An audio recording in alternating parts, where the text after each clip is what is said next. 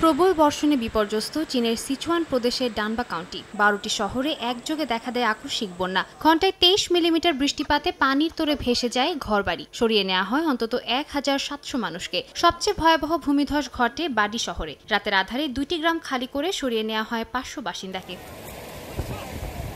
সিচুয়ানের বেচুয়ান কাউন্টিতেও এক সপ্তাহ ধরে বৃষ্টিতে বন্ধ হয়ে যায় ডজনের বেশি সড়ক। কোথাও ধসে পড়ে রাস্তা, কোথাও আবার জমে থাকে কাদা পানি। বৃষ্টি থামার পর উদ্ধার যন্ত্র ও ভারী যন্ত্রপাতি নিয়ে মাঠে নামে উদ্ধার কর্মীরা। 130টির বেশি সড়ক পথ পুনরায় খুলে দেওয়া হয় দিনের মধ্যেই।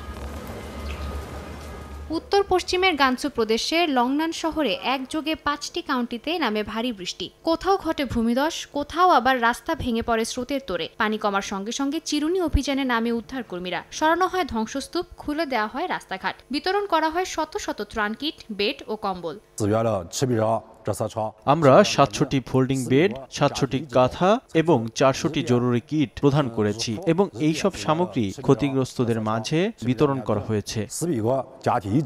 উত্তর পূর্বাঞ্চলের হেলুংজিয়ান প্রদেশের দাচিং শহরে ঘণ্টায় 40 মিলিমিটার বৃষ্টিতে ডুবে যায় শহরের বহু এলাকা। ঘোষণা করা হয় জরুরি অবস্থা। রাতের মধ্যে পানি সরিয়ে পরিস্থিতি নিয়ন্ত্রণে আনে কর্তৃপক্ষ।